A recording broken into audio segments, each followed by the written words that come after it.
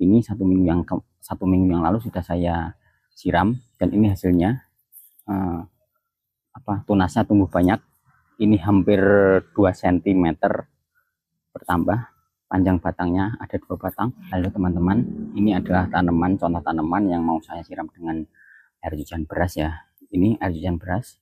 Ini satu minggu yang lalu sudah saya siram dan ini hasilnya. eh, Tunasnya tumbuh banyak. Ini hampir 2 cm bertambah. Panjang batangnya ada 2 batang.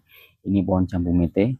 Saya akan sampaikan gimana caranya menggunakan air hujan beras ini langsung tanpa fermentasi dan hasilnya lumayan bagus. Nah, ini akan saya contohkan. Saya siram ya. Nah, ini masih saya sisakan. Jadi yang pertama itu dipilih tanaman batang yang sudah cukup lama ditanam. Jadi bukan tanaman kecil seperti sayur-sayuran, karena biasanya air hujan beras itu difermentasi dulu menggunakan E4. Kalau ini kan langsung, nutrisinya ini sangat banyak. Kalau diberikan ke tanam sayuran yang masih kecil, nanti overdosis. Nah, kalau ini kan tanaman batang, jadi bisa diaplikasikan di beberapa tanaman seperti alpukat, cabai yang sudah lumayan besar, tingginya kira-kira segini, batangnya sudah besar, dan sudah ditanam di tanah. Tanaman mangga. Jadi untuk tanaman-tanaman batang itu sangat bagus untuk nutrisi. Jadi kalau tanaman seperti ini kan cukup kuat ya menerima banyak nutrisi dari air hujan beras itu. Jadi nanti nggak perlu difermentasi ya teman-teman, seperti itu. Ini bisa saya siram nanti ya semuanya. Terus yang kedua, kalau bisa pagi hari, cuaca cukup panas, agar nanti nggak tumbuh jamur. Air hujan beras ini cukup banyak kandungan nutrisi, bisa menimbulkan jamur kalau cuacanya misalnya lembab gitu. Jadi kalau terkena sinar matahari kan tidak baik teman-teman.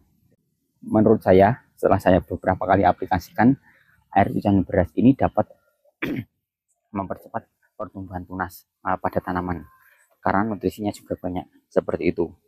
Saya pilih tanaman seperti ini, jambu mete, terus saya ada punya cabai dan mangga.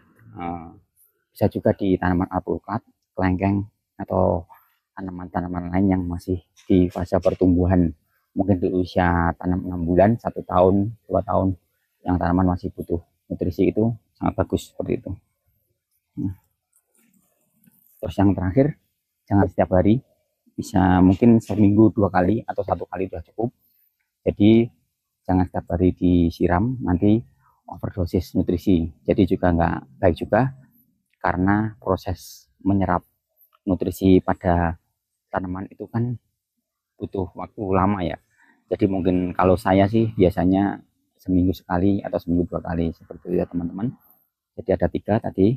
Pertama, diaplikasikan di tanaman batang seperti jambu, alpukat, terus cabai yang batangnya sudah cukup besar. Terus kedua, diaplikasikan langsung di tanah itu lebih bagus daripada polybag, karena akan menyebar ke dalam air hujan beras ini karena nutrisinya banyak.